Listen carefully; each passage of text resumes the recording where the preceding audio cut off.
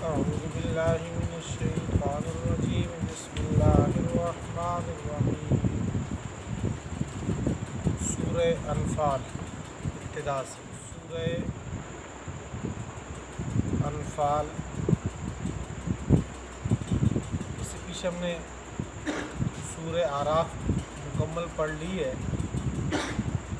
یہاں سے سورہ انفال کی ابتدا ہے.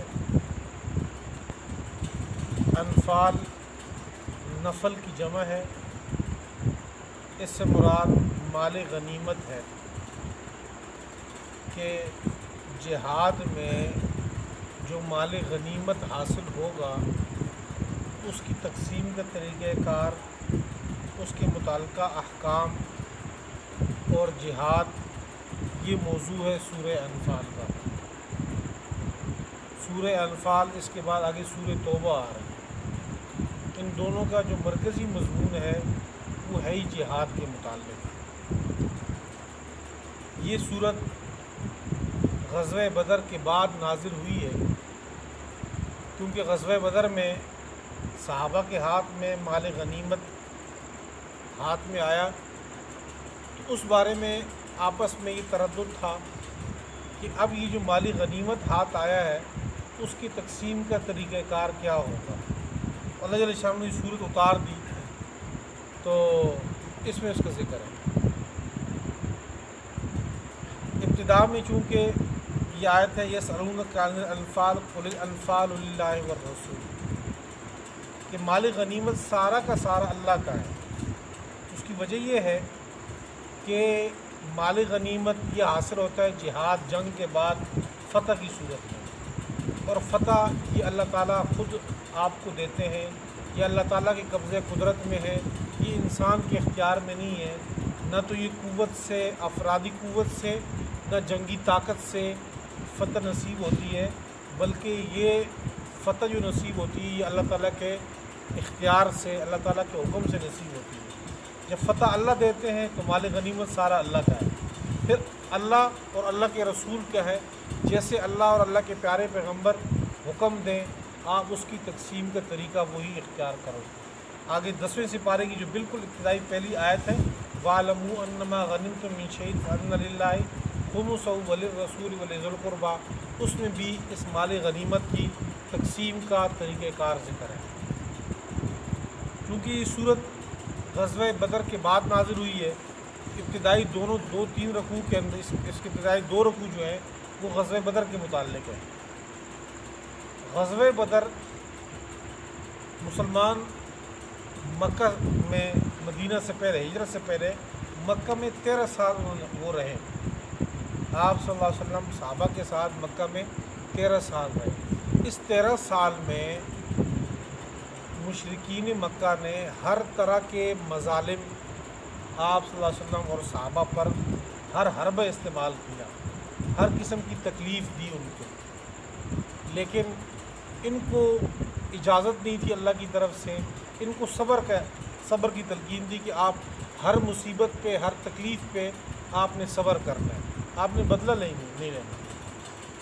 تو 13 سال تک مسلسل وہ ظلم برداشت کرتے رہے، اور آخر میں جب ظلم کی انتہا یہ کہ ان کو ان کے گھروں سے بھی نکالا گیا، وہ گھر بھی چھوڑنے پہ مجبور ہوئے، خوشی سے مکہ چھوڑ کے نہیں آئے تھے. اسی وجہ سے آپ صلی اللہ علیہ وسلم جب مکہ سے نکل رہے تھے تو خانہ کعبہ کو مخاطب کر کے جو الفاظ کہتے کہ دل میرا آپ کے ساتھ ہے، یعنی محبت آپ کے ساتھ ہے، رہنا چاہتا ہوں اس جگہ پہ، لیکن آپ کے رہنے والے یہاں کے جو لوگ ہیں مجھے یہاں رہنے نہیں دیتے اس پہ. تو مجبوراً یہاں سے وہ تشریف لے گئے تھے، گھروں سے گویا کہ نکالا گیا. یہ انتہا ہے. جب مدینہ میں تشریف لے گئے تو اس کے بعد اب حکم ہوا، جیسے کہ سورہ 17ویں سپارے میں اذین للذین یقاتلون بانہم ظلموا، اس وقت اجازت مل گئی تھی کہ اب تمہارے اوپر کوئی ظلم کرے، کوئی زیادتی کرے تو آپ اس کو اس کے منہ توڑ جواب دو. آپ کو اختیار مل گیا، اجازت مل گئی. غزوہ بدر کی جو صورت یہاں پہ لکھے ہوئے ہے وہ کچھ صورتحال اس طرح بنی کہ ابو سفیان رضی اللہ تعالیٰ عنہ جو آپ صلی اللہ علیہ وسلم کے سسر بھی ہیں، ان کی جو بیٹی ہے ام حبیبہ رضی اللہ تعالیٰ عنہ، उम्महातुल मुमिनीन में से है, हज़रत मुआविया रज़ी अल्लाह तआला अन्हु की हमशीरा हैं।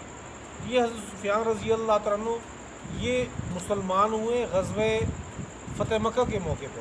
उस वक़्त मुसलमान ये नहीं हुए थे, तो ये मुल्क शाम से काफ़िले की शक्ल में आ रहे थे और बहुत सारा माल असबाब उनके पास जमा था। 1000 के करीब ऊँट बताए गए हैं उनके पास, और अफराद कितने थे? तकरीबन 60 के करीब अफराद थे। तो आप सल्लल्लाहु अलैहि वसल्लम को जब इस काफ़िले की इत्तला मिली तो मशवरा किया कि अब इनके साथ क्या करना चाहिए, क्योंकि उनका तिजारती रास्ता मदीने के करीब से गुज़रता था। तो मशवरे में ये तय हुआ कि इस काफ़िले को रोक देना चाहिए। ये माल असबाब जो मक्का में जाएगा तो वो अपनी इसी के ज़रिए मुसलमानों के ख़िलाफ़ इस्तेमाल करेंगे इसको, लिहाजा इनको रोक के इनको लूटना चाहिए, इनको रखना चाहिए।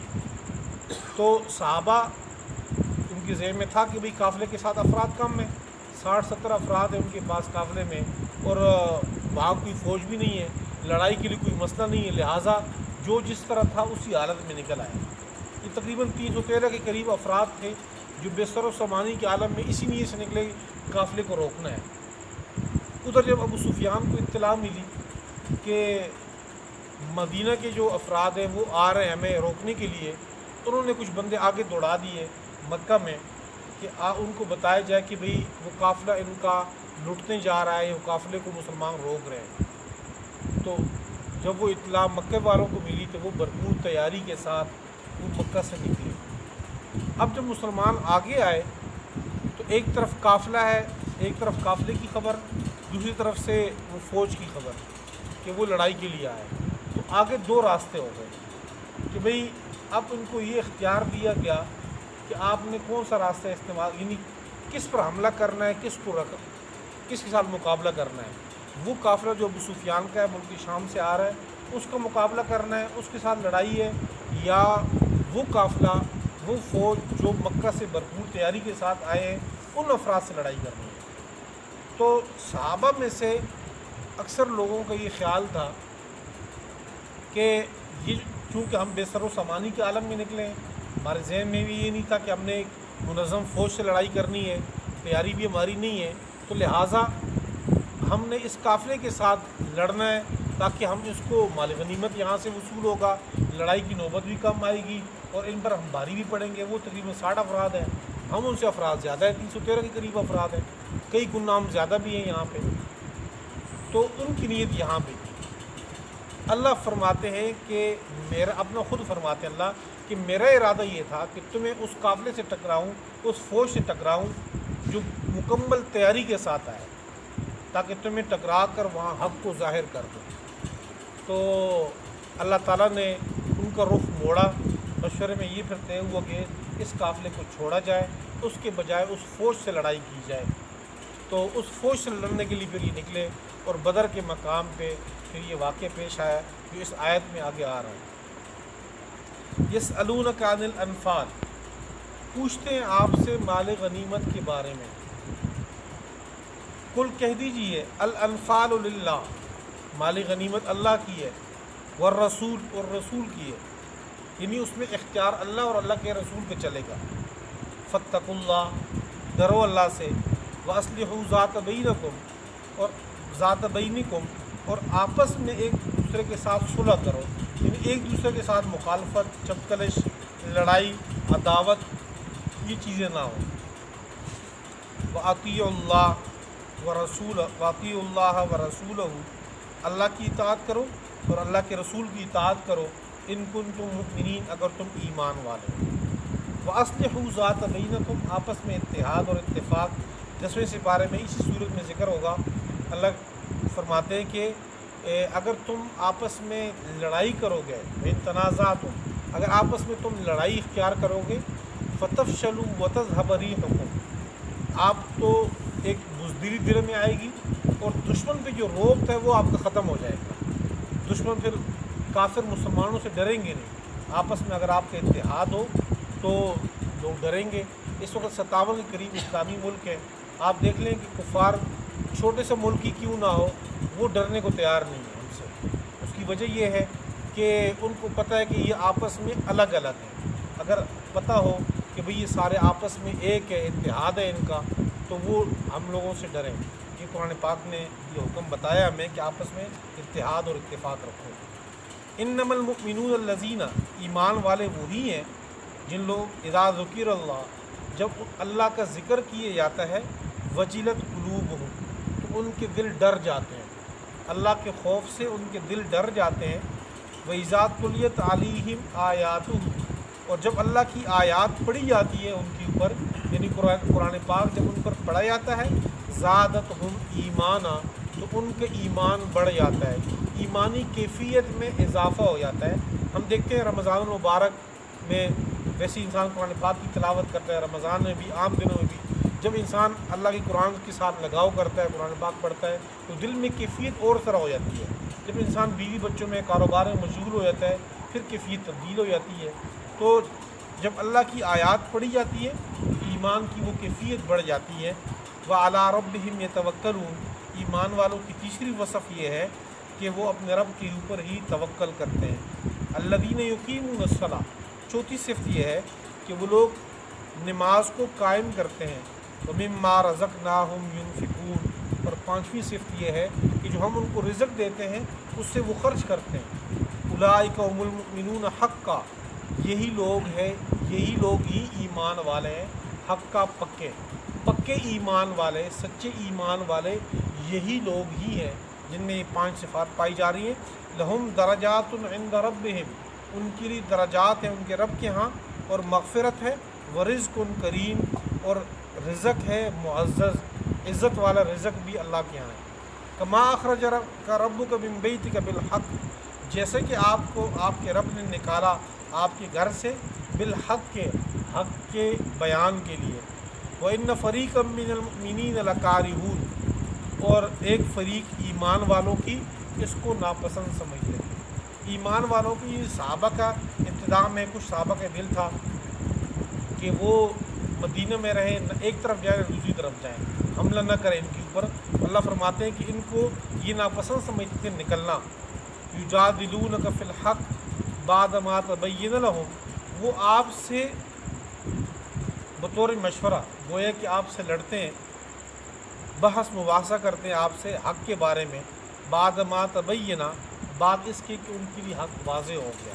کأنما یساقون الی الموت، گویا کہ ان کو کھینچ کے لے کے جایا جا رہا ہے موت کی طرف، وہم ینظرون، اور موت کے اسباب کو دیکھ رہے ہیں۔ یہ ایک فطری چیز ہے، انسانی فطرت کا خاصہ ہے۔ اللہ تعالیٰ نے فرشتوں میں یہ چیز نہیں رکھی، یہ جو انسانی کیفیات ہیں فرشتوں میں نہیں ہے، نہ تو فرشتوں میں بھوک ہے، نہ خوف ہے، نہ ڈر ہے، نہ دلیری ہے، نہ بزدلی ہے، کچھ بھی نہیں ہے۔ اللہ تعالیٰ نے انسان کے اندر یہ چیزیں رکھی ہیں۔ انبیاء جو اللہ کے براہ راست شاگرد ہیں، معرفت الہی ان کے دل پہ اترتی ہے، اور ان کا دل انتہائی مضبوط ہوتا ہے ہر لحاظ سے۔ آپ دیکھیں حضرت موسیٰ علیہ السلام جیسے جلیل القدر پیغمبر، جن کو اللہ تعالیٰ نے معجزات بھی دیے، جس وقت وہ کوہ طور پہ موجود ہے ان کو نبوت مل رہی ہے، اور وادی مقدس میں سورۃ طٰہٰ کی جو ابتدائی رکوع ہے اس میں ذکر ہے کہ جب ان سے کہا گیا کہ آپ اپنی لاٹھی کو پھینکیں، تو جب لاٹھی انہوں نے پھینکی تو اس وقت وہ سانپ بن گیا۔ جب سانپ بنا تو موسیٰ علیہ السلام ڈر کے پیچھے ہٹے، تو وہ فطری خوف آ گیا۔ ان کو یہ کہا گیا کہ نہیں آپ ڈرو نہیں، ہاتھ لگاؤ ذرا، دوبارہ سانپ کو پکڑو، تو دوبارہ عصا بن گیا۔ یہی موسیٰ علیہ السلام کا واقعہ جب فرعون کی جادوگروں کے ساتھ مقابلہ کرتے ہیں، تو اس وقت جب وہ جادوگر وہ رسیاں ڈالتے ہیں، لاٹھیاں ڈالتے ہیں، تو وہ ایسے خیال گزرتا ہے جیسے کہ وہ سانپ بن گئے۔ وہ سانپ بنتے ہیں تو موسیٰ علیہ السلام کو اللہ یہاں بھی فرما رہے ہیں کہ لا تخف انک انت الاعلی، آپ ڈرے نہیں۔ تو وہ فطری خوف، وہ فطری چیزیں تو انبیاء کے اوپر بھی آ رہی ہیں، یعنی ان کو بھوک کا احساس ہونا، دلیری یا خوف، یہ چیزیں ان کے ساتھ وابستہ تھی انبیاء۔ یہ انسانی چیزوں میں وہ خاصہ جو انسان میں پایا جاتا ہے وہ ہوتا ہے اس میں، اگرچہ انبیاء دلیری کے اس اعلیٰ مقام پہ ہوتے ہیں۔ آپ صلی اللہ علیہ وسلم بھی ایسی ہے کہ انتہا درجے کے دلیر۔ ایک مرتبہ مدینہ میں عجیب سی آواز خوف کی محسوس کی گئی، تو صحابہ ڈر کے مارے اٹھے، یہ تہجد کا وقت تھا آدھی رات کا، تو صحابہ ڈرے کہ یہ آواز کہاں سے آئی، تو اٹھے نکلے، دیکھا کہ کس طرف سے آ رہی ہے، تو وہاں سے آپ صلی اللہ علیہ وسلم تشریف لے کر واپس آ رہے تھے گھوڑے پہ. انہوں نے کہا کہ میں نے معلومات کر لی، کوئی مسئلہ نہیں ہے. اکیلے ہی وہ آپ صلی اللہ علیہ وسلم معلومات کرنے کے لیے خود اکیلے ہی چلے گئے تھے. غزوہ حنین کے موقع پہ آپ صلی اللہ علیہ وسلم جو ہے وہ صحابہ پیچھے ہٹے، تو اس مشکل کے وقت میں آپ صلی اللہ علیہ وسلم ان کافروں کے درمیان خود آگے جاتے جا رہے، اور زبان مبارک پہ یہ تھا کہ انا نبی لا کذب، انا ابن عبد المطلب، کہ میں جھوٹا نہیں ہوں، میں واقعی پیغمبر ہوں اللہ کا. اور وہ آگے بڑھتے جا رہے تھے، اس جو تیروں کی بوچھاڑ میں پیچھے نہیں ہٹے. تو فطرت کا کچھ خاصہ تھا. صحابہ اس وقت وہ کہہ رہے تھے ہمارے پاس ہے بھی کچھ بھی نہیں، 313 افراد ہیں، 7 کے قریب تلواریں یا کچھ تلواریں ان کے پاس. تو اتنی کم تیاری کے ساتھ ایک منظم فوج سے لڑنا، تو یہ واقعی آج کل کے دور میں بھی یہ ممکن نہیں ہے. تو اس دور میں تو وہ صحابہ تو خود سے اللہ فرماتے ہیں گویا کہ وہ یوں محسوس کر رہے تھے کہ موت کی طرف ہم جا رہے ہیں. بظاہر تو یوں موت ہی لگتی ہے کہ وہاں 1000 افراد ہیں، مکمل تیاری کے ساتھ ہیں، 313 افراد ہیں، افرادی قوت بھی ان سے 3 گنا، 1 گنا وہ 3 برابر چلے گئے ہیں، اور مضبوط تیاری کے ساتھ. وَإِذْ يَعِدُكُمُ اللَّهُ إِحْدَى الطَّائِفَتَيْنِ، جب اللہ نے تم سے وعدہ لیا تھا 2 جماعتوں میں سے ایک کا. اللہ نے وعدہ لیا تھا کہ کون سا چاہیے آپ کو، قافلہ چاہیے یا فوج چاہیے، ایک تمہیں ہم دیں گے. انہا لکم، کہ وہ تمہارا ہے، یعنی اگر فوج سے لڑو گے تو فوج کے اوپر فتح ملے گی، قافلے کے اوپر لڑو گے تو قافلے پر فتح ملے گی آپ کو. وتودون، تمہیں پسند تھا، تم اس بات کو پسند کرتے تھے کہ ان غیر ذات شوکا، کہ جس پہ کانٹا نہیں ہے، شوکا کانٹے کو کہتے ہیں، کہ جس میں لڑائی نہیں ہے، کچھ زخم نہیں ملیں گے آپ کو، کوئی کانٹے نہیں ہیں، تکون لکم، وہ تمہارا ہو جائے. ویرید اللہ، اور اللہ نے یہ ارادہ کیا تھا کہ ان یحق الحق بکلماتی، کہ اللہ اپنے کلمات کے ذریعے حق کو بالکل واضح کر دے. ویقطع دابر الکافرین، اور کافروں کی جڑ کاٹ دے. لیحق الحق کا، تاکہ اللہ حق کو واضح کر دے. ویبطل الباطل، اور باطل کو اللہ تعالیٰ مٹا دے. ولو کرہ المجرمون، اگرچہ مجرم اس بات کو ناپسند ہی کیوں نہ سمجھے. اس میں ایک اور چیز بھی ہے، یہاں پر ایک لفظ آیا وَإِنَّ فَرِيقًا مِّنَ الْمُؤْمِنِينَ، ایمان والوں کی ایک جماعت اسے ناپسند سمجھتی تھی. تو گویا کہ صحابہ پر اللہ تعالیٰ نے خود مور لگائی ہے کہ یہ ایمان والے ہیں. میرے اور آپ کی ایمان میں شک ہو سکتا ہے کہ پتہ نہیں ہمارا ایمان اللہ کے ہاں قابل قبول ہے کہ نہیں، اس میں منافقت، شرک، کوئی اور چیز تو نہیں پائی جا رہی.